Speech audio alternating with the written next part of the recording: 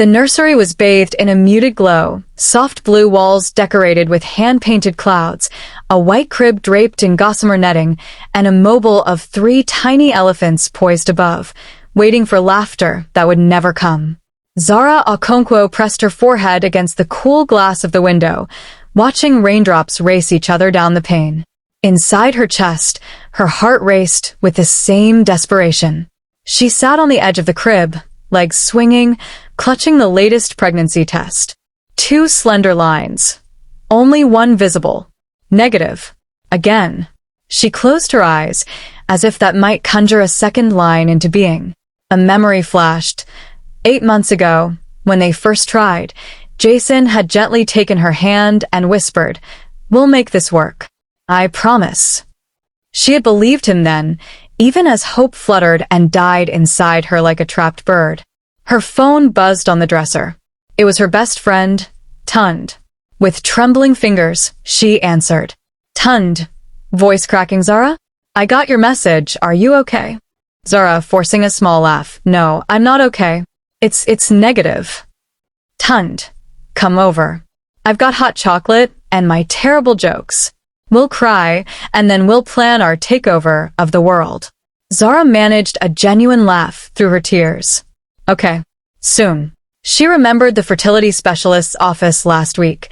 Dr. Amara's gentle voice, the sterile smell, the ultrasound technician's sympathetic glance as she said, "Your lining looks healthy, but there's no embryo." Healthy lining. No embryo. The words echoed in Zara's mind every night. Footsteps on the hardwood. Jason stood in the doorway, rain droplets sparkling on his designer suit. He watched her for a moment. So long. She almost thought he'd say something comforting.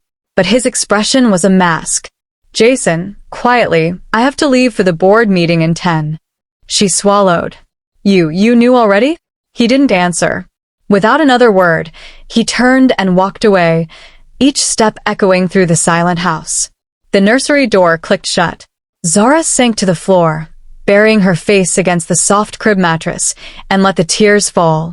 By midday the next day, the sun had burned away the rain, but not Zara's tears.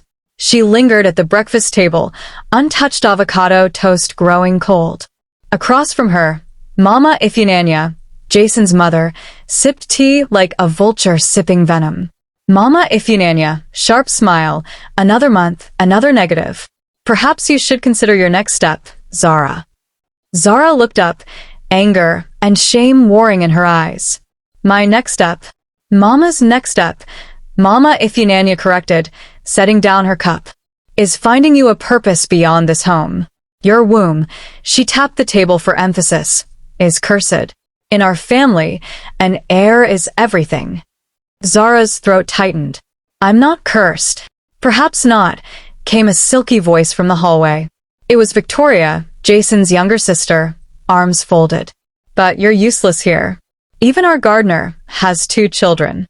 Victoria's laughter tinkled cruelly. "Come, Zara, join us in the garden. Unless you'd rather wallow in your pity." Zara pushed her chair back, the scrape loud. "I'm leaving." The 2 women shared a look of triumph. Mama Ifunanya, "Good. I'd hate to see you embarrass my son any longer." Zara fled through the front door, heart pounding. She didn't stop running until she reached her car, hands shaking so badly she nearly dropped the keys. As she drove away, she realized she'd become unrecognizable in her own home, unwelcome in her husband's world. The boardroom of Okechukwu Enterprises gleamed with polished glass and chrome. Jason presided at the head of the table, presentations flickering on a massive screen. Every seat was full, investors, executives, analysts, yet none sensed the storm waiting behind Jason's calm facade. At the final slide, Q2 growth, 22%. Applause rippled through the room. Jason stood, voice steady. "Thank you. We'll reconvene next quarter." As the guests filed out, Jason's chief of staff, Amobi, approached. "Your wife called 3 times. She needs to talk." Jason's jaw tightened. "Cancel her meetings for today." Alone, he pulled out his phone and dialed Zara's number. Straight to voicemail. He texted, "Meet me at home. Urgent." Back at the mansion, Zara arrived at twilight, driving with purpose. She found Jason in the study, reviewing documents. The air between them was frigid. "Zara, you said it was urgent." He didn't look up. "Sign these." He slid a thick envelope across the mahogany desk. Moments later, Zara unfolded divorce papers. 2 identical sets, her name typed beside his, both dated that day. Zara, voice trembling, "Is this a joke?" Jason tapped the page. "I need an heir. I can't wait forever." "Zara, after everything?" He looked at her, pained, resolute. "I love you, but I love this company more. And I need someone to carry on my legacy." Tears filled her eyes. "So that's it? You choose a corporate heir over me." He closed the folder. "I'm sorry." That night, for the first time in 6 years, Zara slept on the living room couch, between them, the papers waiting on the desk. In the darkness, she whispered to the empty room, "I'll show you what I'm worth." By dawn, the divorce was public knowledge. Headlines blinked on Zara's phone. CEO Okechukwu seeks divorce, blames infertility. Comments ranged from sympathy to callous mockery. She packed a single suitcase, clothes, a few photographs, a pair of worn sneakers, and called a cab. The doorman, Mr. Ade, watched her silently. "Mr. Ade," softly, "Miss Zara, the car is outside." She nodded, refusing to meet his eyes. As the taxi pulled away, she saw the mansion recede, a symbol of a life that had never been truly hers. The city streets of Lagos buzzed with life. Hawkers shouting, motorbikes weaving, neon signs flickering. For Zara, it felt like a foreign planet. She asked the driver to take her to an address scribbled on a napkin, a small guest house in Aja where she had once interviewed for a part-time teaching job. At the guest house, she collapsed on the narrow bed, exhaustion and heartbreak crashing over her. Her phone rang. It was Tund. "Tund, I'll pick you up in 30. We'll figure this out together." Zara closed her eyes. "Thank you." As she lay there, suitcase at her feet, she realized she had no plan, no savings, no contacts, except for a mysterious note tucked into her divorce folder. "Call me if you ever need hope. EB." A flicker of curiosity stirred inside her. 2 weeks later, Zara felt a hollow ache beyond heartbreak, hunger, fatigue, cold nights in cheap beds. Every rejection letter from temp agencies shredded a little more of her confidence. She had considered going back, but not to him. One scorching afternoon, she wandered into a dusty market in Badagry to clear her head. Stalls overflowed with dried fish, wooden carvings, second-hand clothes. The sun beat down mercilessly. Zara stumbled, her vision blurring. She clutched her suitcase and collapsed, face first, into the dirt. When she opened her eyes, she was lying on a makeshift pallet beneath a canvas awning. Water dripped above her. A hand firm, yet gentle, pressed a cool cloth to her forehead. Voice soft, accented, easy, just breathe. She looked up into the face of a man in a crisp white coat. Dr. Elias Bellow. Tall, with silver-flecked hair and kind, inquisitive eyes. "Dr. Bellow, you fainted twice this week. Your body is giving you warning signs." Zara sat up, embarrassment and relief warring. "I'm fine. Just overheated." He smiled, but concern lingered. "You look malnourished. When was your last proper meal?" She shook her head. "I can't afford." "Dr. Bellow, nonsense." He beckoned. "Come to my clinic. I insist." She hesitated, then followed. His clinic was a modest brick building half a mile away, stocked with medical books and potted plants. He offered her water, bread, and lectures on self-care she hadn't admitted she needed. Over the next hour, he ran tests: blood pressure, hemoglobin, basic labs. He frowned at the results. "You're anemic," he said, and stressed to the point of collapse. Zara bristled. "I know my life is in pieces." He placed a gentle hand on hers. "You don't have to pick them up alone." She searched his eyes. "Who are you really, Dr. Bellow?" He paused, as if weighing his words. "Someone who believes you deserve better. And someone who can help you rebuild, not just your body, but your dreams." She glanced at the note bearing his initials, EB. It was him. Zara, voice barely a whisper, why me? Dr. Bellow, smiling, because when I found that note in your divorce papers, I saw a woman worth fighting for. Now I'm giving you a choice. Stay stuck in someone else's world or start yours. As the sun dipped low, Zara felt something she hadn't in years. Hope. And for the first time, she dared to imagine a life beyond infertility, a life of her own making.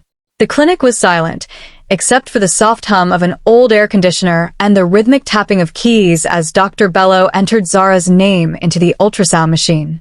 Zara lay nervously on the examination table. She had felt off for weeks now, dizzy spells, faint nausea, extreme fatigue. She'd brushed it off as stress. Maybe anemia. Definitely not. Zara, anxiously, just check for fibroids again. I've had those symptoms before.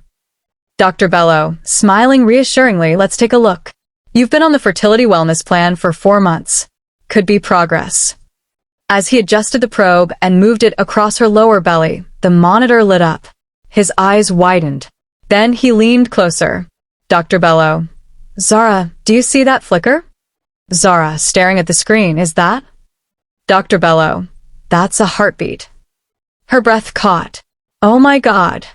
Then, another flicker. Dr. Bellow, voice rising, 2. And then a third. Dr. Bellow, stunned, 3. Zara sat up too quickly. No. That can't be. That's not possible. Dr. Bellow, emotional, it's a miracle. Zara, you're carrying triplets. The room spun. Zara clutched her chest, tears falling freely. She wasn't barren. She was blooming. For months later, Zara's life looked nothing like before. The modest fertility center she and Dr. Bellow opened in the outskirts of Betagri was called New Light.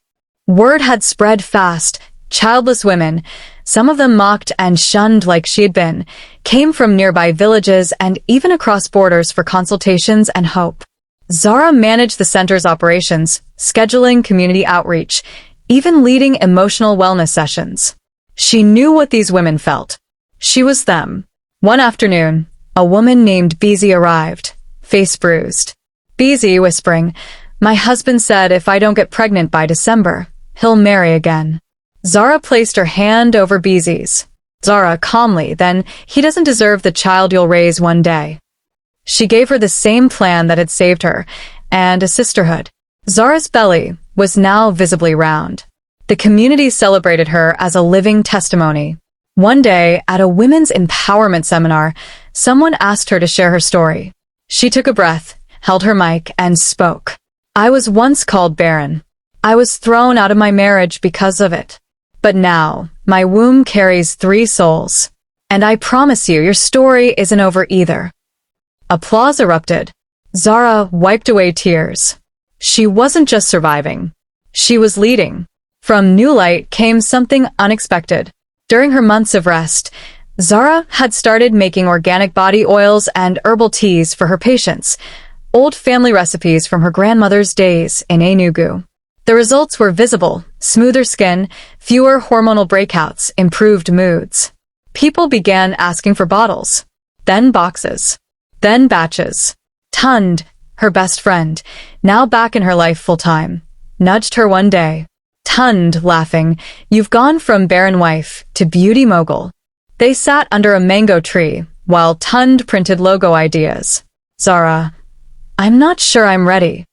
Tund, ZGlow Essentials. Trust me. You already have the story, now build the brand.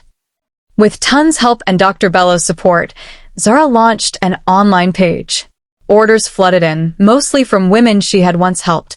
A Nigerian beauty blogger reviewed her herbal stretch mark balm and called it the truth. Sales quadrupled overnight. She reinvested profits into packaging, got a small warehouse, hired local women, all while preparing for delivery. Her triplets kicked more every day. It was like they, too, were excited for the future. Her Instagram bio now read, founder, mother, healer, survivor. Zara was no longer invisible. Back in Lagos, Jason Okechukwu sat in the boardroom of his glass tower headquarters, fists clenched. His face was plastered on national news again, but not for a good reason. Okechukwu Corp faces insider trading allegations, CEO under scrutiny. His assistant entered, flustered. Sir, GDI Capital just pulled their investment. Jason threw a paperweight across the room. Jason growling its lies. All of it. But deep down, he knew the truth. He'd made too many enemies. Too many shortcuts. Karma didn't wear high heels, but it had a schedule. He hadn't thought of Zara in years.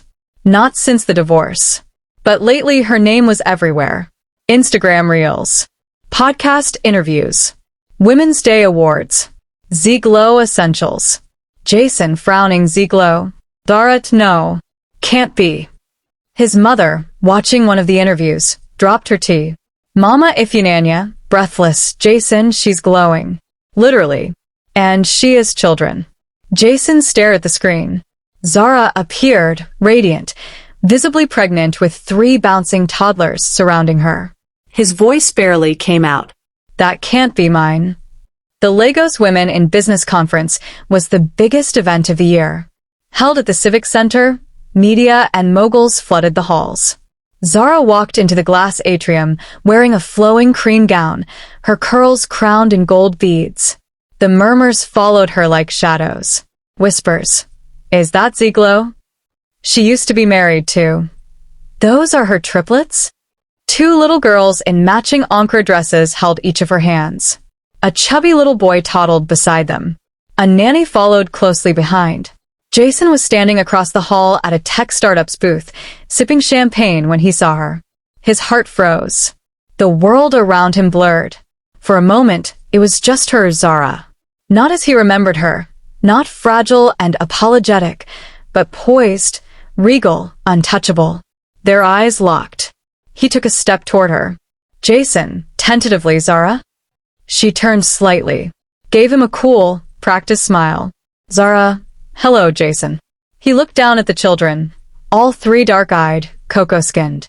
One had his exact dimple, another his eyebrows. He stammered. Are they? Zara, calmly, my children. Excuse me, I have a keynote to give. As she walked away, triplets in tow, cameras snapped, influencers whispered, and Jason stood still, watching the woman he once discarded walk away, shining like royalty. And suddenly, the emptiness in his empire felt louder than ever. Jason sat on the edge of his mahogany desk, the DNA report trembling slightly in his hand. He had pulled a few strands of the little boy's hair when the children passed him at the conference. It had been risky, impulsive, desperate. And now, the truth screamed from the white sheet before him. 99.98% probability of paternity. Jason's hands went cold. He rushed to his mother's room, where Mama Ifyinanya was silently watching a rerun of Zara's keynote speech on Arise TV. Jason, horse, they're mine. She didn't even blink. I know. Jason, you knew? Mama Ifyinanya, sipping tea, one look at that boy's nose, and I saw your father. Jason collapsed into the chair beside her. Jason, rubbing his face, I pushed her away. Called her Barren. I gave up on her. Mama Ifyinanya, she gave you your legacy. Quietly, without bitterness. Jason's breath caught. On the screen, Zara's son climbed onto her lap, giggling into the mic. The audience melted.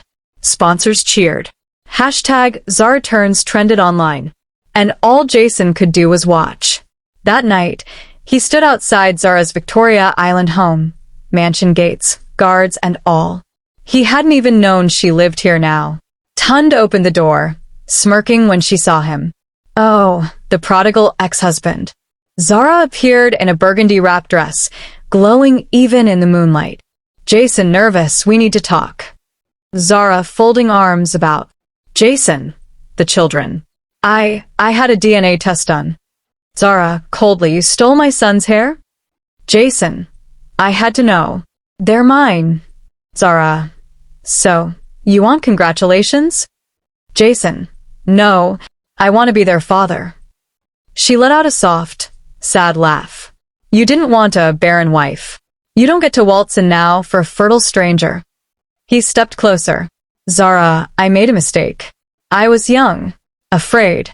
Zara, You were cruel, and I suffered alone. Jason, desperate, let me make it right. Zara, make it right with a public apology. And stay away until then.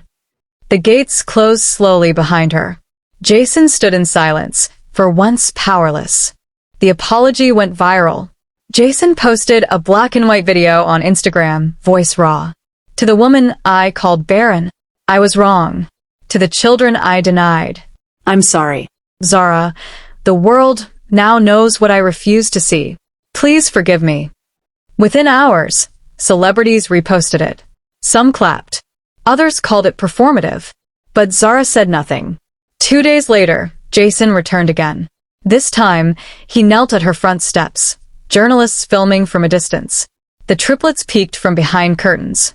Tund filmed it live. Jason pleading, I was a fool. You built an empire while I fell. Please, just give me a chance to know them. Zara stepped outside. Zara, steady, the only thing I needed from you was belief. You couldn't give it. Now I don't need anything at all. The crowd gasped. She turned back inside. Jason remained on his knees long after the gates shut. That evening, Zara received a visit she didn't expect. Mama Ifyinanya arrived in full lace, tears already brimming. Her voice trembled as she held Zara's hands. Mama Ifyinanya, I was wrong, my daughter.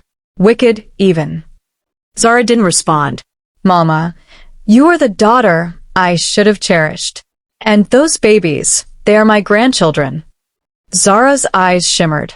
You told your son I was cursed, Mama, because I was afraid of gossip, of tradition, and I forgot love is the only legacy that matters. She reached into her bag, pulling out a necklace. Mama, this belonged to my mother. She gave it to me the day Jason was born. I want your daughter to have it. Zara hesitated. Mama, whispering, let me meet them. Just for a few minutes. After a pause, Zara called softly. Chi, Zena, Jaden. Come say hello. The children ran into the room, curious and wide-eyed. Mama Ifyinanya fell to her knees, hugging them tightly. And in that living room, healing began. 3 weeks later, Okechukwu Enterprises was in shambles. Jason's board had grown restless. Shareholders were calling emergency meetings. The CEO's credibility was dying. Then came the day. The boardroom was packed, tension thick. Jason stood at the front, ready to defend his position. That's when the door opened, and Zara entered. She was dressed in an ivory power suit, her natural hair pulled into a regal crown. In each arm, she held one of the twins. Tund followed with Jaden and a document folder. Gasps echoed. Board member. What's going on here? Zara stepped forward. Zara, I now own 30% of this company. Through shell acquisitions and minority investments. I'm your newest shareholder. Jason stared at her. You bought my company? No. I rescued it. For the sake of our children's legacy. She placed the triplets on the leather chairs beside her. Zara, to the board, let's begin. As flashbulbs popped and board members scrambled, Jason sat down, eyes wide, heart pounding. She wasn't just back. She was in charge. The boardroom had barely settled after Zara's bombshell when she calmly opened a folder. Zara, before we discuss restructuring, I think transparency is important. She pulled out a stack of documents, emails, receipts, a notarized contract. Zara, while we were still married, Jason secretly funded a surrogate pregnancy with another woman. Gasps rippled across the room. Board member, is this true? Jason stood slowly, his voice barely audible. It was before I filed the divorce. It didn't work out. Zara turned to him. But you tried. You gave another woman the chance you never gave me. He had no defense. Zara, you chose betrayal. I chose silence. And now I choose power. She dropped the papers on the table. This is not revenge. It's reckoning. The board stared in stunned silence.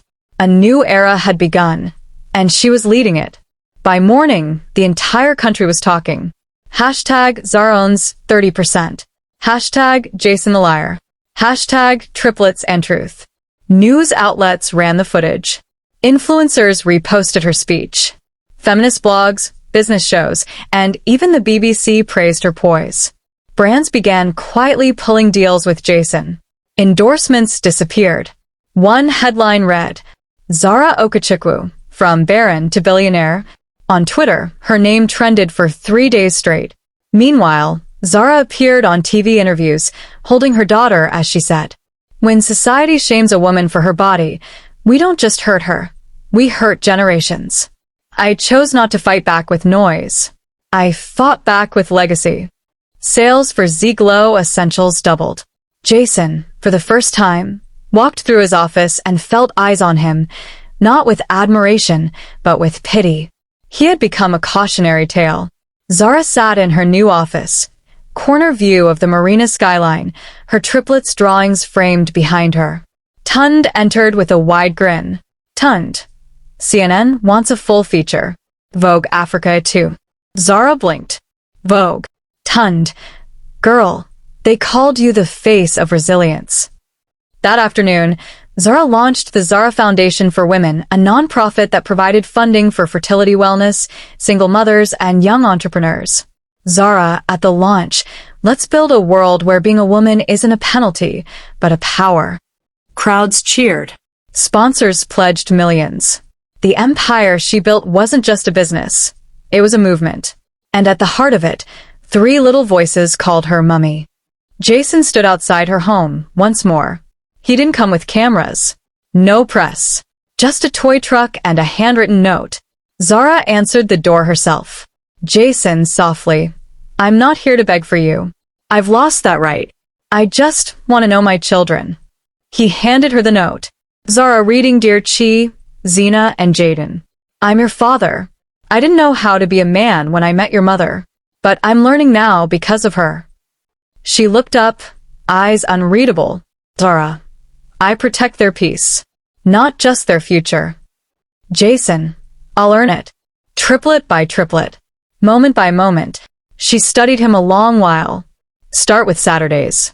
Supervised visits. We'll go from there." It wasn't forgiveness, but it was a beginning. The sun set over Zara's sprawling garden, its golden light bathing the long oak table where her children were eating puff-puffs and laughing. Zara sat at the head of the table, dressed in soft silk, her laptop closed for the day. Chi painted on a tablet. Zena braided a doll's hair. Jaden counted out blueberries with serious concentration. 3 seats to her right, 1 for each child. 1 chair remained empty. Tund walked by and nodded at it. Tund, still saving that seat? Zara, smiling for whoever proves worthy. Tund, what if no one ever does? Zara, lifting her tea, then it stays empty.